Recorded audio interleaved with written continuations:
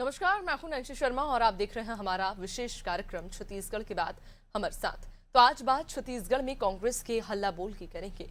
दरअसल छत्तीसगढ़ में एलपीजी से लेकर अफीम के मुद्दे तक कांग्रेस ने सदन के भीतर सरकार को निशाने पर लेने की कोशिश की और जब अब कांग्रेस सदन के बाहर सड़क पर बड़ा प्रदर्शन करने की तैयारी में है, वहीं इसी सिलसिले में 17 मार्च को कांग्रेस छत्तीसगढ़ विधानसभा का घेराव करने जा रही है। प्रदेश भर से कार्यकर्ताओं को रायपुर बुलाया गया। पूर्व मुख्यमंत्री भूपेश बघेल का ये कहना है कि छत्तीसगढ़ में कानून व्यवस्था चरमरा गई है। किसान कर्ज के बोझ तले दबकर खेती नहीं कर पा रहे। उधर अफीम की खेती करने वालों को सरकार बचा रही है। बघेल के बयान पर पलटवार करते हुए छत्तीसगढ़ के शिक्षा मंत्री गजेंद्र यादव ने कहा है कि अफीम की खेती करने वालों पर कड़ी कार्रवाई की गई है। गजेंद्र यादव ने कांग्रेस के घेराव करने के फैसले को अस्तित्व बचाने की कवायद बताया। क्या सचमुच कांग्रेस छत्तीसगढ़ में अस्तित्व की लड़ाई लड़ रही है और जिन मुद्दों को लेकर कांग्रेस विधानसभा का घेराव करने जा रही है, उन पर सरकार ने क्या कदम उठाए? आज इन्हीं सवालों का जवाब तलाशने की कोशिश करेंगे, लेकिन पहले कुछ प्रतिक्रियाएं सुनते हैं। देखिए, प्रदेश में कानून व्यवस्था की स्थिति बेहद खराब है।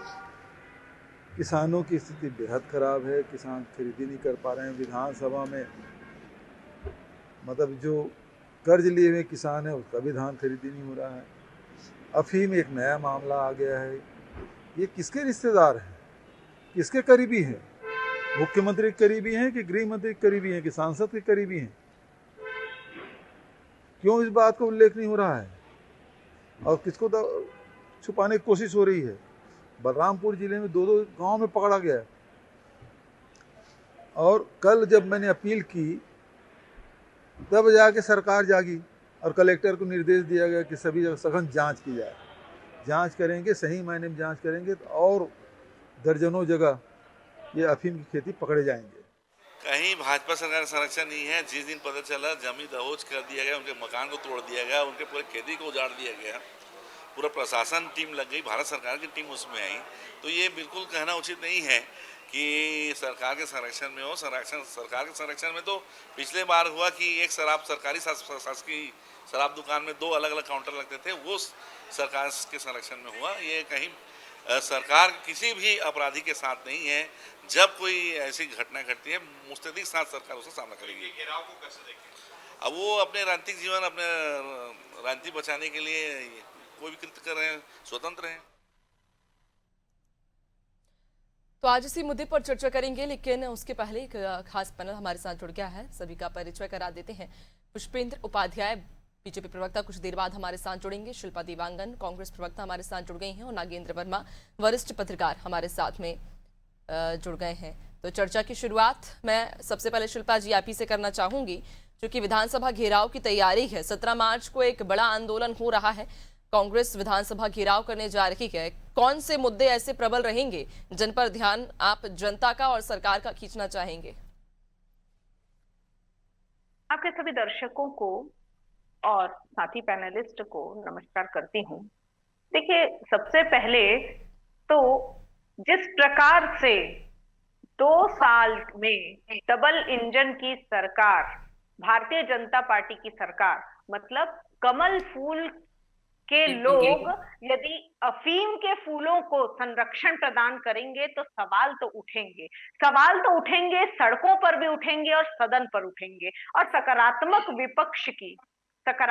विपक्ष की भूमिका निभाते हुए कांग्रेस जनता के मूल समस्याओं को की आवाज बनती है। हमेशा कांग्रेस जनता की समस्याओं की आवाज बुलंद भी करती है, चाहे सड़क में हो चाहे सदन में हो। आपने देखा कि जिस प्रकार से कार्रवाई चल रही है, लगातार हमारे कांग्रेस के जो नेता हैं, वरिष्ठ नेता हैं, वो सारे सवालों का जवाब मांगते नजर आ रहे हैं, परंतु सत्ता पक्ष की ओर से संतुष्टिजनक जवाब नहीं मिल पा रहा है। और इसी के चलते सड़कों पर हम प्रदर्शन करने की तैयारी में हैं। कई कारण हैं जिससे पूरी सरकार नाकाम नजर आती है। छत्तीसगढ़ जो कि धान की बालियां लहलहाया करती थी खेतों में, आज अफीम के फूल लहलहा रहे हैं। तो सवाल तो उठेंगे। आज किसान जो है आत्महत्या करने पर मजबूर है, सवाल तो पूछा जाएगा, जवाब भी देना होगा, परंतु सत्ता पक्ष जवाब देने पर जवाब नहीं मिल रहा है। इसलिए ऐसी स्थितियां छत्तीसगढ़ जैसे शांत राज्य में निर्मित हो रही हैं। शिक्षा हो गए, हड़ताल हो गए, शिक्षक हड़ताल पर है, रसोईया संघ हड़ताल पर, मतलब आप छत्तीसगढ़ को हड़ताल गढ़ बना दिए हैं। कानून व्यवस्था पूरी तरह से चरमराई हुई है। कहने को कमिश्नरी सिस्टम लागू किए थे, बड़ी बड़ी बातें करके, बड़े बड़े पोस्टर बिल्कुल होर्डिंग में शिल्पा जी, बता आप जो करके कह रही हैं वो अपनी कमिश्नरी जगह ठीक सिस्टम। है, लेकिन एक बीच में मैं काउंटर करना चाहूंगी। एक ऐसा प्रदर्शन छत्तीसगढ़ में कांग्रेस के शासनकाल में हुआ था जो पूरे देश में कहीं नहीं हुआ। युवाओं ने नग्न प्रदर्शन किया था, वो शायद आपको याद हो। देखिए, जनता की आवाज जो है वो सुनने का कार्य सरकार का है। आज क्या हो रहा है, लेकिन हमारी सरकार संवेदनशील सरकार थी कांग्रेस की। जनता की आवाज को सुना जाता था, समझा जाता था, जल्द से जल्द निदान करने की आवश्यकता जब महसूस होती थी, निश्चित रूप से किया जाता। आज लेकिन महीनों- आवश्यकता लेकिन देखिए, अगर आप सवाल उठा रहे हैं, मैं जायज है, आपके जो सवाल है जायज है, वो सवाल मैं बीजेपी के जो प्रवक्ता हैं हमारे साथ में जुड़े हैं पुष्पेंद्र जी, उनसे भी मैं पूछूंगी। लेकिन मैंने आपसे कहा कि एक ऐसा प्रदर्शन हुआ था उस समय जो देश में कहीं नहीं हुआ। युवा नग्न अवस्था में सड़कों पर दौड़े थे। अगर आप कह रही हैं कि आपकी सरकार उस समय संवेदनशील थी, जनता के हित में काम कर रही थी, तो फिर ये स्थिति भी तो तब निर्मित हुई थी ना। ठीक है, उससे बदतर स्थिति तो आज निर्मित हुई। हर वर्ग परेशान है, हर वर्ग परेशान है, चाहे किसान हो, महिला हो, शिक्षक हो, कर्मचारी वर्ग हो, आप नीचे से ऊपर हर वर्ग, रसोईया संघ हो, चाहे कोई भी वर्ग देख लीजिए, सारे लोग परेशान हैं, हलाकान हैं। ऐसी स्थिति निर्मित हो गई है। धर्म के नाम पर राजनीति हो रही है। अफीम, खेतों में अफीम के फूल उग रहे हैं, दिख रहे हैं। तो ये तो सवाल पूछने, ये तो प्रश्न उठेंगे ही उठेंगे, और जवाब देने का कार्य भारतीय जनता पार्टी का है। तो जिस प्रकार से दिखावे की राजनीति ये हमेशा करते आए हैं, उससे हल नहीं मिल पा रहा है। तो जनता आज आक्रोशित है, आंदोलित है। जनता का सवाल तो हम विपक्ष होने के नाते, हमको जनता ने जनादेश दिया ना कि हम विपक्ष की भूमिका में सकारात्मक पहल करें, तो हम कर रहे हैं। और निश्चित रूप से सरकार को भी जवाब देना चाहिए, जवाबदेही तय करनी चाहिए, परंतु सरकार नाकाम है। ठीक है, चलिए जवाब ले लेते हैं। पुष्पेंद्र जी हमारे साथ जुड़े हुए हैं। पुष्पेंद्र जी, आप काफी देर से चूंकि चर्चा चल रही है, सबसे पहले तो आपका स्वागत करती हूँ मैं अनादि टीवी में। और चर्चा आप सुन रहे होंगे शिल्पा जी से, जिस काफी लंबे समय से हमारी चर्चा चल रही है, कई आरोप भी लगा रही है। सवाल आपसे मेरा ये रहेगा कि कांग्रेस के समय जब शराब घोटाला हुआ, उस समय तो कई मुद्दे उठाए गए और कई ऐसे नाम रखे जिन पर जो कि कहीं ना कहीं जांच के घेरे में भी आए हैं। लेकिन अगर बात हम अभी वर्तमान स्थिति की करें, चूंकि उन्होंने भी अफीम का जो मुद्दा है वो उठाया है कि कहाँ हमारा छत्तीसगढ़ धान की फसलों से लहलहाता था, अब अफीम की खेतियां हो रही हैं, और वो भी बीजेपी नेताओं के खेतों में।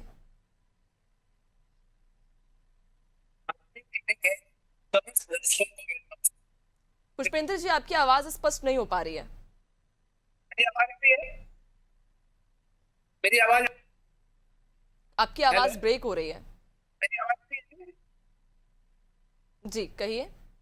अनादि टीवी के समस्त दर्शकों को मेरा नमस्कार, जय श्री राम। कांग्रेस की प्रवक्ता जी शिल्पा जी हैं, नागेंद्र वर्मा जी को मेरा नमस्कार।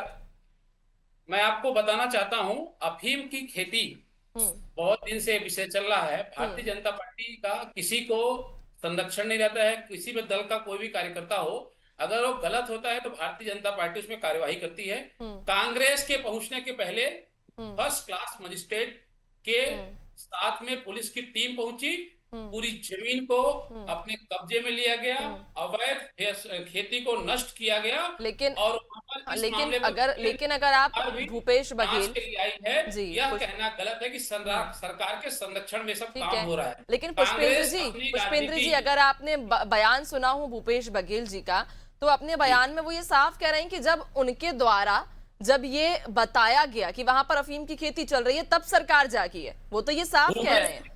देखिए, भूपेश बघेल जी के पहुंचने के पहले भारतीय जनता पार्टी उसमें कार्यवाही कर दी थी, और जो भी आरोपी थे उनको सलाखों के पीछे रखा गया था। भूपेश बघेल जी वहां पर देरी से पहुंचे हैं।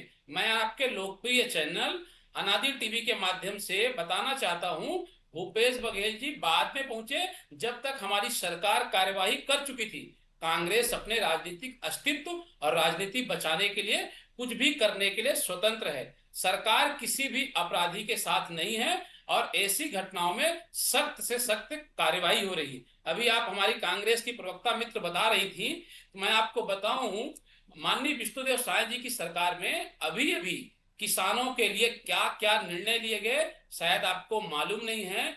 10,324 करोड़ रुपए की राशि, अंतर की राशि, होली के पहले होली और दिवाली एक साथ किसान भाई हमारे मनाए हैं। और आपको मैं बताना चाहता हूं, आपके लोकप्रिय चैनल के माध्यम से अभी तक किसानों को 30,315 करोड़ रुपए का भुगतान हमारी सरकार की है। भारतीय जनता पार्टी की सरकार सबसे ज्यादा राशि देने वाली अन्नदाता किसान भाइयों को सरकार है। दूसरी, सैनी जी, मैं आपके लोकप्रिय चैनल के माध्यम से बताना चाहता हूं, माताओं बहनों के खाते में 70 लाख माताओं के खाते में 1,000 रुपए प्रति माह की दर से राशि हस्तांतरित की जा रही है। समस्या किसी को नहीं है, अन्नदाता किसानों को नहीं है, माताओं को नहीं है, युवाओं को नहीं है। और आपको मैं बताऊं, 15,000 युवाओं को सरकारी नौकरी भारतीय जनता पार्टी के शासनकाल में दी गई है। आपके शासनकाल में पीएससी घोटाला किया गया, युवाओं के आंखों में धूल झोंकी गई। यहाँ पर युवा, महिला, किसान सब सुखी हैं। और मैं आपको बताऊं,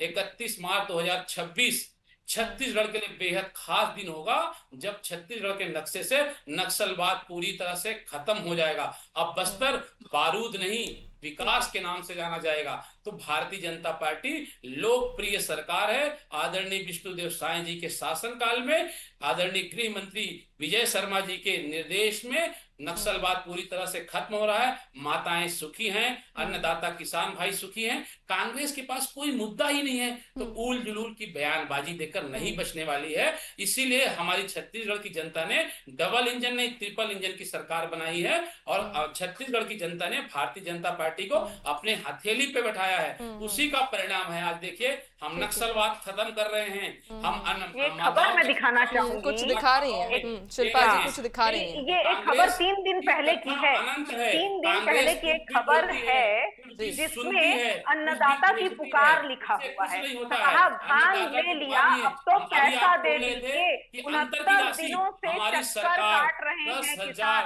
आप होली के पहले की बात करोड़ रुपए अंतर की राशि भुगतान की है ये भारतीय जनता पार्टी की सरकार। आपकी सरकार में क्या हुआ था? भूपेश जी की सरकार में, शिल्पा जी सुनिए, 4 किस्तों में भुगतान किया गया, वो भी ठीक है ना। पुष्पेंद्र जी, उनकी भी बात सुनिए, वो भी कुछ कह रही हैं, वो कुछ सबूत दिखा रही हैं आपको, देख लीजिए। ये कांग्रेस के शासनकाल में हुआ। और मैं आपको बताऊं, 4 किस्त में 3 किस्त भुगतान किया गया और किसानों के चप्पल। पुष्पेंद्र जी, आपने वाकई बहुत अच्छे मुद्दे उठाए हैं। आपने किसानों का, महिलाओं का, युवाओं का, आपने बहुत ये जो मूलभूत मुद्दे होते हैं आपने ये नहीं उठाए हैं। अगर आप कह रहे हैं कि किसान खुश है बीजेपी के शासनकाल में, तो फिर किसान कर्ज और कर्जदारों के बोझ तले कैसे दबी है? किसानों पे सबसे ज्यादा कर्ज है इस समय। दूसरा, आपने बेरोजगारी का मुद्दा उठाया। देख लीजिए आप, हर 2 साल में 4 लाख से ज्यादा बेरोजगार बढ़ रहे हैं, यानी कि औसतन अगर हर महीने देखें तो 17,000 युवा बेरोजगार, ये वो हैं जो पढ़े लिखे बेरोजगार हैं।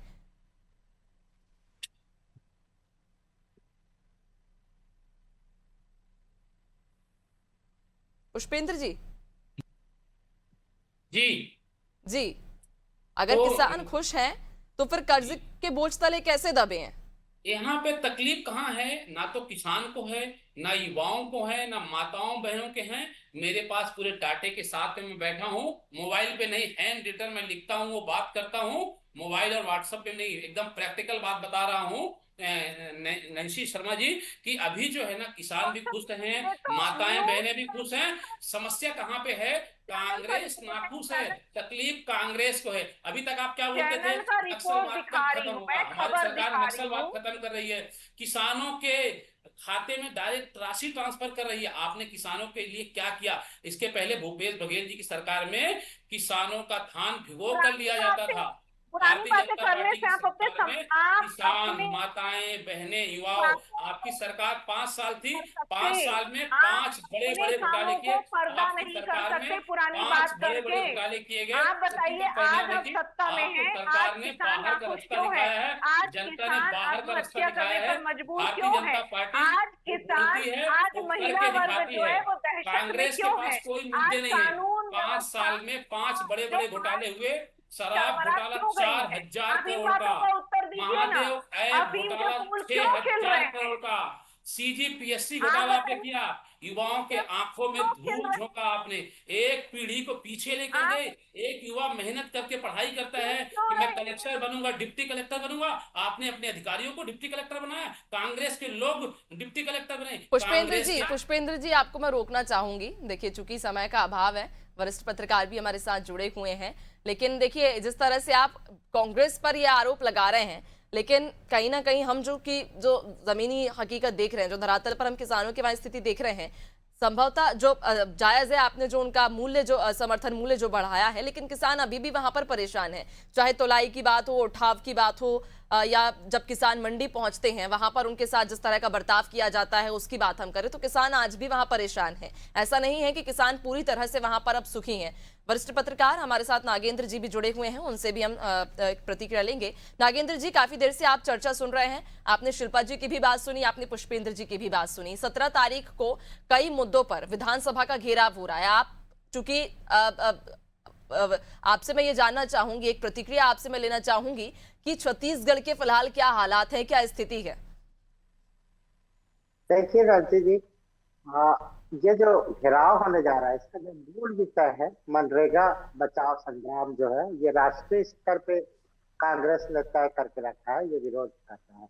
और इसके चलते छत्तीसगढ़ विधानसभा में भी 17 मार्च को घेरने का इन्होंने प्रोग्राम बनाया। इसके अलावा इन्होंने दूसरे जो स्थानीय मुद्दे हैं उसको फोकस किया है। इसमें ग्राउंड लेवल पे हो सकता है इनके कार्यकर्ताओं से वो तमाम फीडबैक मिल रहा होगा कि किसानों को कहाँ तकलीफ हो रही है, बिजली के दाम बढ़ने से उपभोक्ताओं को क्या तकलीफ हो रही है, युवाओं में जो आमतौर पे सभी समझते हैं कि पढ़ लिख गए हैं लेकिन रोजगार का अवसर कितना है, वो किस तरीके से तकलीफ में है, ये भी देख रहे हैं। और इसके अलावा जो अचानक जो चीजें हो जाती है, जैसे अभी वर्तमान में मामला उठ गया अफीम की खेती का, ये भी कांग्रेस ने इस मुद्दे को लिया।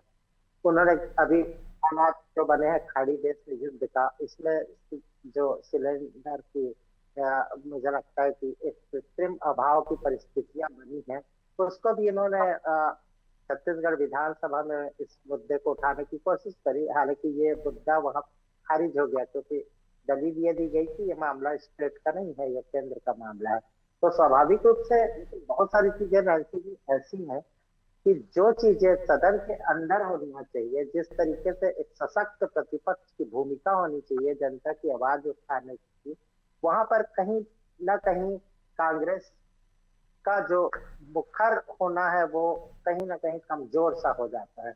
इसके चलते ये सड़क पे उतरने की बात आ रही है। लोकतंत्र में स्वाभाविक रूप से डिमांस्ट्रेशन जो है वो एक अधिकार है, लोग करते हैं, प्रदर्शन करते हैं। आपने जिक्र भी किया था कि पिछली सरकार के समय में युवाओं ने किस तरीके से प्रदर्शन किया और उसके पूरी छत्तीसगढ़ की देश भर में हुई थी, तो इस तरीके का प्रदर्शन जो था वो कतई किसी को पसंद नहीं था। तो ये तमाम चीजें हैं, लेकिन अधिकार जो है जनता, कर्मचारी, ये तमाम लोग अपनी चीजों की मांगों के लिए प्रदर्शन करते हैं। लेकिन एक दमदार राजनीतिक दल जब इस तरीके का प्रदर्शन करे तो वो मुझे लगता है कि उतना उचित नहीं है, क्योंकि उनके पास अवसर अच्छा है, वो सदन में अपनी बातों को पूरी ताकत से रख सकते हैं और वहां पर विफलता कहीं ना कहीं नजर आती है इस पूरे सत्र में जो हम देख पा रहे हैं। दूसरी बात, ऐसा लगता है कि मुद्दे जो है, जब जनता उसको पसंद नहीं करती किसी चीज को, तो जनता खुद ही एक तरीके से आक्रोशित होती है, प्रदर्शन करती है और फिर उस मौके का राजनीतिक दल जो है वो इसका फायदा उठाते हैं और उसमें फिर वो एक तरीके से नेतृत्व करने की भूमिका में आते हैं और आंदोलन को दशा दिशा देने की कोशिश होती है। पर चूंकि अब इसमें खुद कांग्रेस जो है वो आ रही है सामने, लीड कर रही है, लेकिन उसके पीछे कितने लोग हैं, कितने लोग इन सब चीजों से सहमत है, इस वजन को देखना भी बहुत ज्यादा जरूरी होगा।